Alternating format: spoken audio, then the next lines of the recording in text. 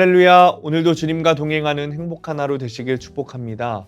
오늘 큐티 본문은 창세기 41장 37절에서 57절 말씀입니다. 오늘 큐티는 하나님의 영에 감동된 사람이라는 제목으로 요셉이 애굽의 총리가 되는 내용입니다. 말씀 질문입니다. 왜 요셉은 두 아들의 이름을 므낫세와 에브라임으로 지었나요? 바로는 요셉에게 내 집을 다스리라 라고 하면서 애굽의 총리로 세웁니다. 41절입니다. 바로가 또 요셉에게 이르되 내가 너를 애굽 온 땅의 총리가 되게 하노라 하고, 그러니까 히브리의 노예였고 죄수였던 요셉이 총리의 자리에 오르게 되는 거예요.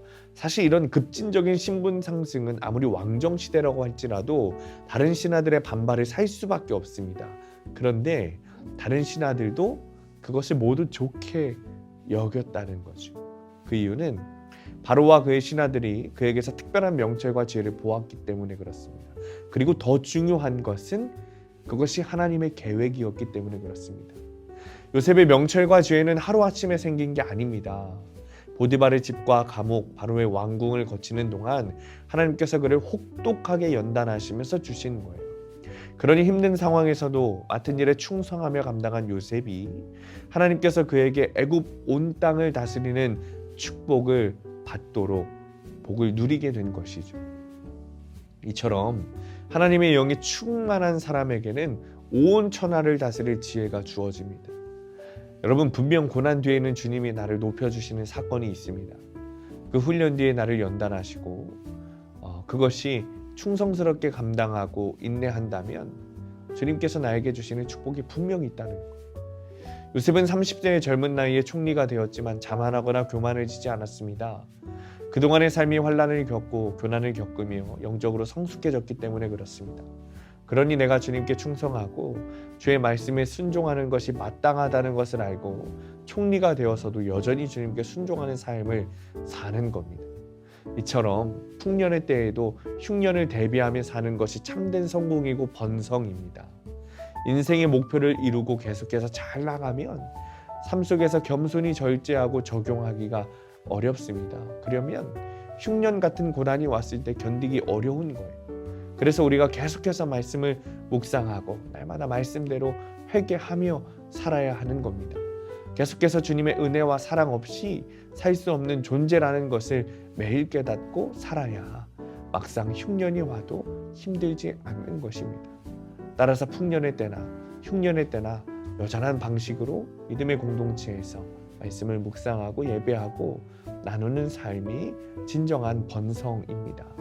적용 질문입니다. 혹독한 훈련을 통과한 후 주님이 주신 복은 무엇입니까?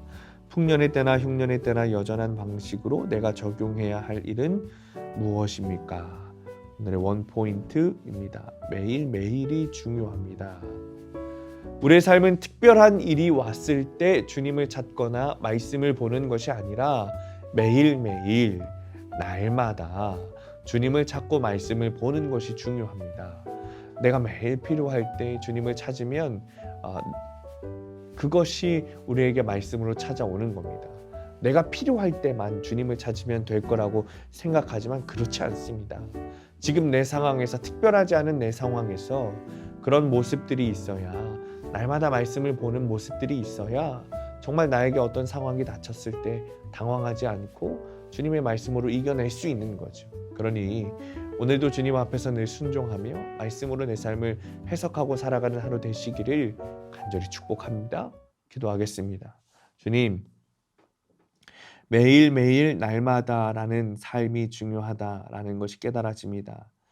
특별한 날, 그리고 내가 필요할 때 주님을 찾는 것이 아니라 매일매일 주님을 찾고 말씀을 통해 해석하면 나에게 어떤 상황이 닥쳤을 때 이겨낼 수 있습니다. 흉년의 때가 닥치더라도 풍년을 준비하며 매일 주님 말씀을 보게 하시고 영적 풍년을 겪게 되는 우리의 삶이 되게 하여 주옵소서. 예수님의 이름으로 기도합니다. 아멘.